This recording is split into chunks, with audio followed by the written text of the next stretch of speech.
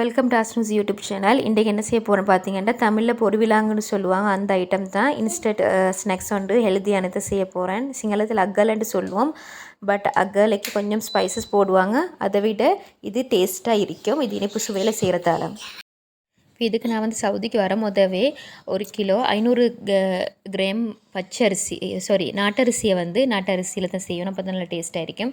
நாட்டரிசியை நல்ல 1 ஹவருக்கு ஸ்லோ ஃப்ளேமில் வச்சு மெதுவாக வறுத்தெடுத்துக்கொண்டு ப்ரௌன் ஆகிற அளவுக்கு கருகாமல் நல்ல பதத்துக்கு வறுத்தெடுத்து இங்கே வந்து நல்லா பவுட்ரு பண்ணிக்கொண்டு இந்த மாதிரி நல்ல ஃபைன் பவுடராக இருக்கணும். ஸோ அதில் வந்து 3 கப்புக்கு மாதிரி இப்போதைக்கு செய்கிறதுக்கு எடுத்து நீங்கள் இதை வந்து வறுத்து பவுட்ரு பண்ணி வச்சுக்கொண்டாண்டா எனி டைமுக்கு செஞ்சுக்கொள்ளலாம். ஸோ அந்த வறுக்கிற ப்ராசஸ் மட்டும்தான் கொஞ்சம் கஷ்டமானது. நேரத்தோடு செஞ்சு வச்சுக்கோண்டா எனி டைம் 5 மினிட்ஸில் 10 மினிட்ஸில் இந்த வேலை முடிஞ்சிடும்.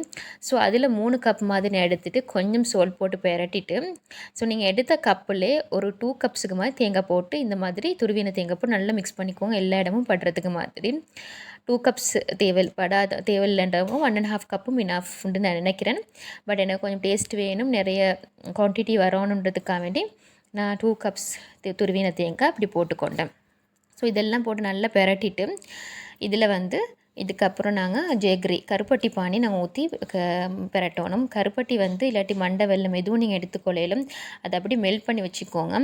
ஸோ அந்த மாதிரி மெல்ட் பண்ணி வச்சுட்டு கொஞ்சம் அடுப்பில் வச்சு சூடு பண்ணினா அது அப்படி கரைஞ்சிடும். அதை அப்படி எடுத்து அதில் ஒரு 3லேருந்து 4 கப் நீங்கள் எடுத்து அதே கப்பில் 4 கப் போட்டு இந்த மாதிரி நல்லா பிரட்டி எடுத்துக்கோங்க. ரவுண்ட் பண்ணுற ஷேப்பாக ரவுண்ட் பண்ணுறதுக்கு மாதிரி பதம் வரும் வரைக்கும். ஸோ அது போட்டுட்டு உங்களுக்கு வந்து ரவுண்ட் பண்ணுற ஷேப் வந்துட்டு சுகர் வந்து போதாதுன்னு நினச்சிங்கண்டா வந்து இனிப்பு போதாதுன்னு நினச்சிங்கண்டா ஒரு 3 to 4 டேபிள் ஸ்பூன் சுகரும் எட் பண்ணிக்கோங்க. நான் எட் பண்ணிக்கொண்டேன். ஸோ இந்த மாதிரி நல்லா பிசைஞ்சு எல்லா பக்கம் எடுத்துகிட்டு இனிப்பு சுவை பார்த்துக்கோங்க. இனிப்பு நல்லா தூக்கலாக கரெக்டாக இருந்துட்டேன்டா இந்த மாதிரி ரவுண்ட் ஷேப்புக்கு எடுத்துக்கோங்க.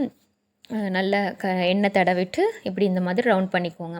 ஸோ 500 கிராம் அரிசி பவுடர் பண்ணினதில் இல்லை 350 கிராமுக்கு மாதிரி பவுடர் எடுத்து செஞ்சுக்கிறேன்.